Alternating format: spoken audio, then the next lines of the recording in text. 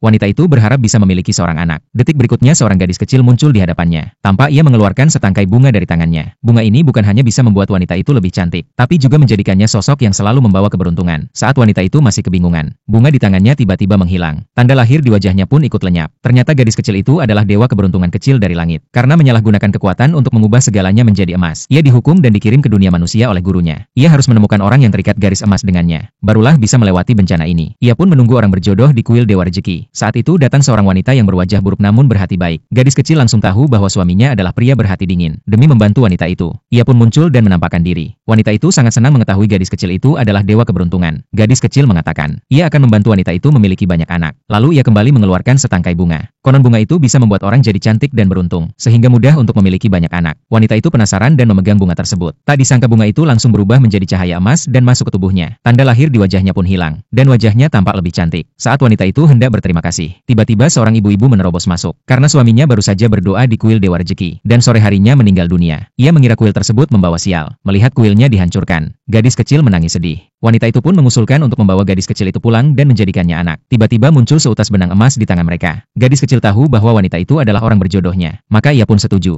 Namun saat mereka baru tiba di rumah, tiba-tiba suami yang telah pergi berperang 6 tahun kembali. Ia membawa seorang wanita muda cantik dan seorang anak kecil berusia 6 tahun. Melihat wanita itu, sang suami tampak terkejut. Wanita itu langsung bertanya, mengapa ia tiba-tiba membawa 2 orang pulang. Sang suami pun menjelaskan, saat berperang ia diselamatkan oleh wanita itu, lalu menjalin hubungan dan memiliki seorang anak. Bahkan ia sudah mengajukan permintaan pernikahan ke kaisar. 3 hari lagi, wanita itu akan menyandang status yang sama dengannya. Padahal semua pangkat dan kehormatan sang suami didapat dari jasa kakak laki-laki wanita tersebut. Saat itu wanita itu benar-benar sadar bahwa suaminya telah mengkhianatinya sejak lama. Ia pun langsung mengajukan perceraian, lalu menghancurkan benda kenangan mereka. Kemudian ia pergi meninggalkan rumah bersama gadis kecil dan pelayannya. Malam itu, gadis kecil diam-diam masuk ke ruang harta istana dan mengambil semua emas dan perak dari gudang negara. Keesokan harinya, ia mengatasnamakan Dewa Rezeki, mengirim semua harta itu ke rumah sang suami. Melihat semua itu, sang suami mengira rezeki datang dari langit. Ia sangat senang dan memutuskan untuk memiliki semuanya sendiri, tanpa tahu bahwa semua itu adalah perangkap dari gadis kecil untuk membuatnya menanggung tuduhan mencuri harta negara. Karena sekarang ia punya banyak harta, ia dan keluarganya pun meremehkan mas kawin sang wanita. Malam itu mereka mengusir wanita itu dari rumah dan memberinya surat cerai. Wanita itu yang benar-benar kecewa, membawa gadis kecil kembali ke rumah orang tuanya. Namun gadis kecil ingin segera membongkar kejahatan suami wanita itu. Malam itu ia menyelinap masuk ke istana, tanpa sengaja masuk ke kamar kaisar. Ia langsung melihat kaisar terkena hawa jahat dan sedang koma. Ia pun segera mengusir hawa jahat dengan kekuatan sihirnya. Namun setelah kaisar sadar, ia malah mengira gadis kecil adalah pembunuh dan langsung mencabut pedangnya. Gadis kecil pun buru-buru menjelaskan bahwa ia adalah dewa keberuntungan kecil, baru saja menyelamatkan kaisar. Saat kaisar masih ragu, ia menunjukkan kekuatannya dan menghapus hawa jahat dari telapak tangannya. Ia menjelaskan bahwa penyebab kaisar tidak sadar selama ini adalah karena terperangkap hawa jahat. Kaisar pun